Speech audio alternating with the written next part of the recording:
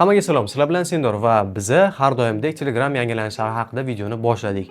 Ushbu yangilanishimiz iyun oyi yangilanishi hisoblanadi va bu yangilanishda juda ham interfeysga muhim bo'lmagan narsalar qo'shilgan. Keling, ularni hozir siz bilan birma-bir ko'rib chiqamiz. Video mavzusi qiziq bo'lgan bo'lsa, siz menga like bosing, obuna bo'ling va keyingi videolarni o'tkazib yubormaslik uchun qo'ng'iroqchani bosib qo'yish esingizdan chiqmasin. Biz esa boshladik.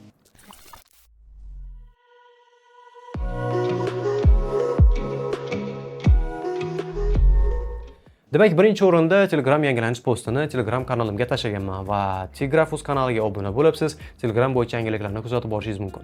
Va biz aynan shu postni o'qishdan boshlaymiz. Ushbu versiyamiz Telegram 12.8 versiyasi hisoblanadi. Iyun oyida bu yangilanishning nomi Telegram aqlli soatlar uchun ilovalar, guruhlarni himoya qiluvchi AI, administrator va botlar uchun yangi imkoniyatlarni taqdim etdi deb nomlangan.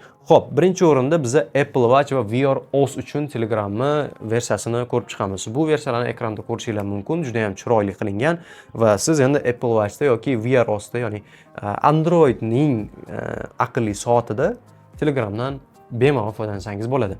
Bunda nima? Endi Telegramda Apple Watch hamda Android orqali soatlarni to'liq foydalanish mumkin. Foydalanuvchilar xabarlarni o'qishi mumkin ekan, javob yozishi mumkin ekan, ovozli xabar yuborish ham mumkin ekan, stikerlardan foydalanish va media fayllarni ko'rish ham mumkin ekan.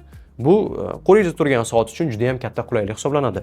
Ancha oldin bor edi, bu narsa unchalik mukammal emas edi, olib tashaldi va yaqinda yana qaytadan qo'shildi. Keyingi narsa bu botlar uchun boy formatli xabarlar. Boy format deganda nimani tushunamiz? Biz juda ham ko'proq narsalarga urg'u berilgan. Biz oddiy foydalanuvchi sifatida xabarlarimiz cheklangan bo'ladi. Bu botlar uchun boy xabarlarda esa xabarlar 32 mingtagacha adashmasam 32.760 ta belgigacha imkoniyatni yaratgan va 50 tagacha media faylni bir vaqtda mana bunaqa albom tarzida jo'natish imkoniyatini qo'lga kiritgan. Xo'p, bu botlar uchun endi jadvallar, sarlavhalar, checklistlar, ichma-ich sitatalar, yig'iluvchi bloklar, izohlar va hatto matematik formulalarni ham qo'llab-quvvatlashi mumkin ekan botlar. Endi botlar yangi darajaga chiqdi desak ham bo'ladi. Bu narsani bot API-sidan to'liq o'qib tanishib chiqib olishingiz mumkin. Dasturchilar uchun yana bir qulaylik bo'ldi desak ham bo'ladi bu narsani. Keyingi narsamiz AI administratorlar uchun guruh himoyasi. Bu narsa nima? Xo'p, ochkimga olib gapiraman. Bu narsa esa sun'iy intellekt asosidagi botlar endi guruhlarda administrator sifatida ishlashi mumkin. Ular yangi foydalanuvchilarni tekshirishi, savollar berishi, spam haqida botlarga qarshi avtomatik himoya yaratishi mumkin. Bu narsani ekranda ko'rib olishingiz mumkin. Botlardagi mana shu funksiya captcha funksiyasi qanaqa ishlaydi? Captcha funksiyasi orqali siz kirayotgan obunachi aniq odammi yoki botmi, shu narsani aniqlashtirib olishingiz mumkin. Captcha primoy o'sha web appdan ishlashi mumkin, bemalol o'zi ishlatib ko'rishingiz bo'ladi. Endi bu ham dasturchilar uchun qilingan narsa. Oddiy foydalanuvchilarga bu narsalar kerak yo'q. Keyingi darajaga o'tsak, so'rovnomalar yanada qulaylashdi.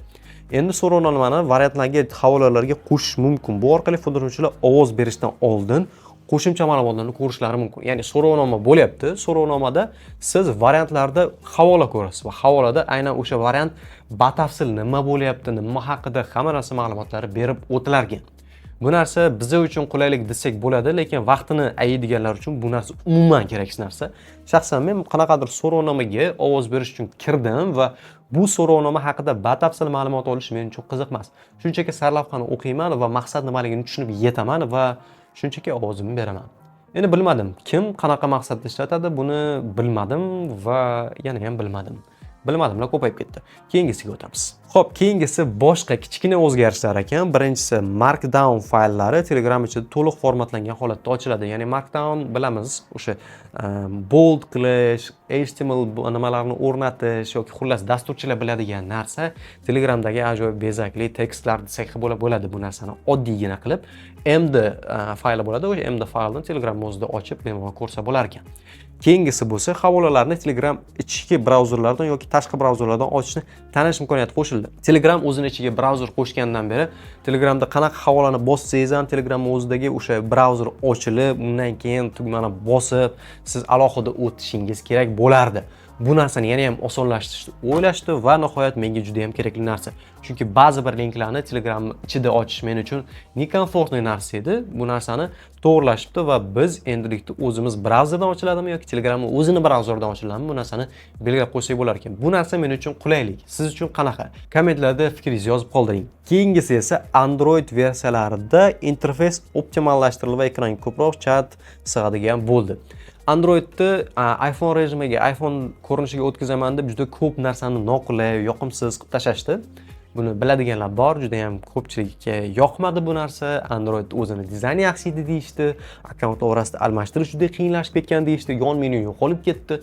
Xullas bu narsalar ko'pchilikka noqulaylik keltirib chiqardi va bu noqulayliklarni yana ham ko'paytirishmoqda. Juda ham ko'payib ketdi bu noqulayliklar va bu interfeysni ko'rishinglar mumkin. Ko'zga yoqimli, juda ham yoqimli, zo'r ko'rinadi. Lekin qanaqadir noqulay hisoblanib qolgan. Balki biz eski interfeysga o'rganib qolganimiz uchundir yoki-da balki boshqa sabablari bordir. Biz bu narsaga ko'nika olmayapmiz.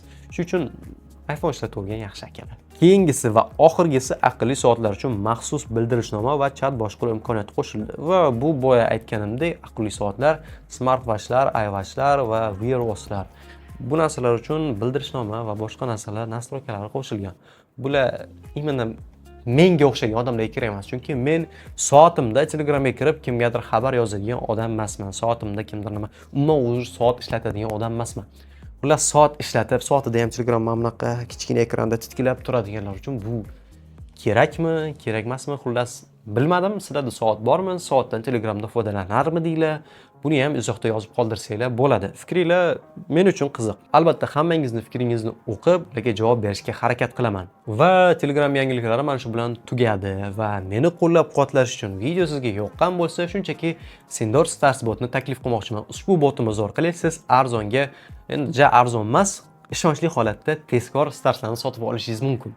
To'lovlar avtomatik payme yoki Uzcard yoki o'zingiz kartalaringiz bilan to'lov qilishingiz mumkin. Bu narsalar juda ham sodda va oson qilib qo'yilgan.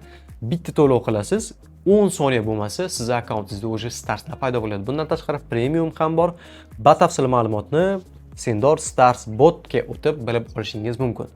Xo'p, siz bilan har doimdek Sindorz bo'ldi. Keyingi Telegram yangilanishlari haqida ham mana shunday videolar chiqarib turishi davomiy bo'lishi uchun like bosing va menga obuna bo'lib, qo'ng'iroqchani bosib qo'yishni esdan chiqarmang. Keyingi videolarda ko'rishguncha